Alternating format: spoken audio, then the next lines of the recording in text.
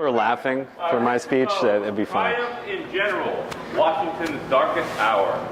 Rich DeVoe.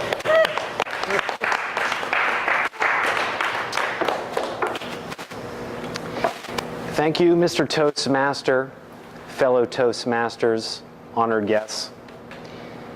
Just over 235 years ago and 9 months, it was in the middle of wintertime, 1776. The American rebels had just enjoyed victories at Lexington and Concord, in Bunker Hill, in Boston. General Washington and his troops then moved on to New York City to help fortify it.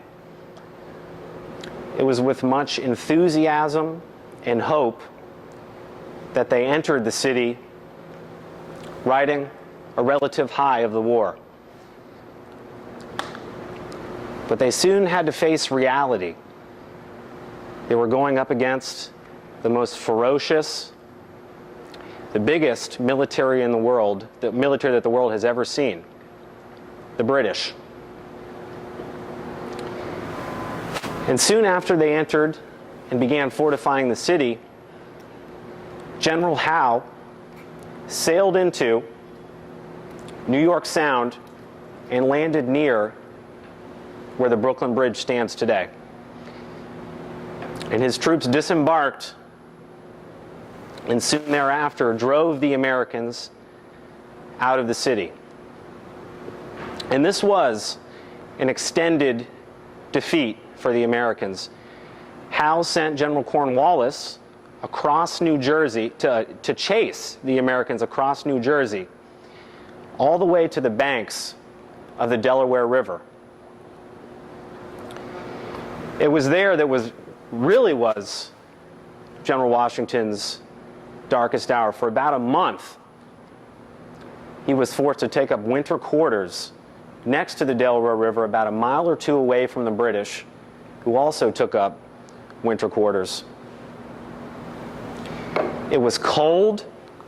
It was miserable.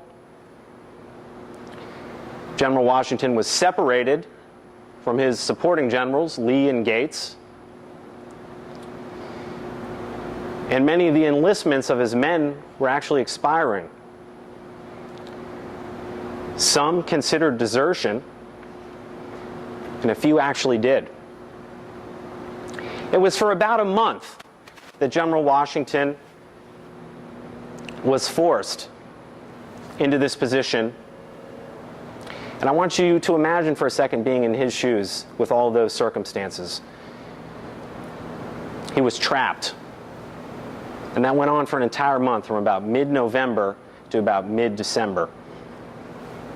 And it was soon thereafter that he got some much-needed boost in confidence. His supporting generals were able to link up with him, Lee and Gates. Lee was delayed by snow, and Gates was delayed by a bit of indecision. And that bolstered his troop strength to about 5,000 men on top of the roughly 1,900 that he had.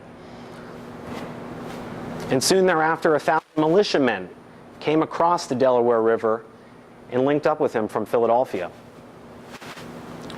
And on December 19th, Thomas Paine released his famous pamphlet, Common Sense, which invoked the moral principles behind the war. And those were pretty much some of the only forces that were holding the army together at this point. They were the opposite of the British in every respect. They were ill-clad, ill-equipped, ill-trained. They'd only been together a matter of months.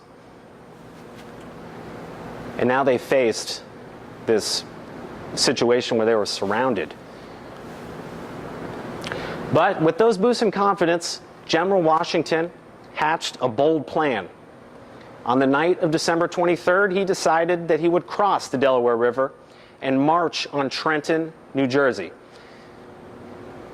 Just 2 days later, and imagine all the logistical things that could have gone wrong, He executed this plan. On the night of December 25th, Christmas, the troops crossed the Delaware River successfully. General Washington himself had to make 3 trips back and forth to make sure the last of the men and supplies made it. And soon thereafter, in the middle of the night with no sleep, they marched on the city of Trenton in the freezing cold and surrounded the mercenary army.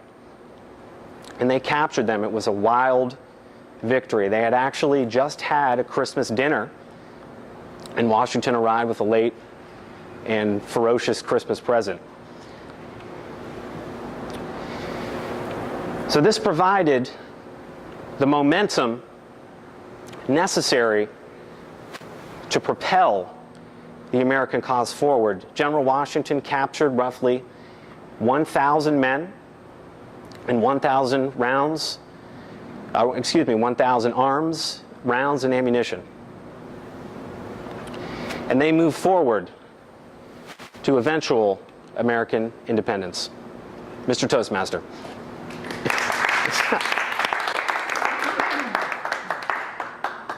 Thank you. We have a minute of comment, please.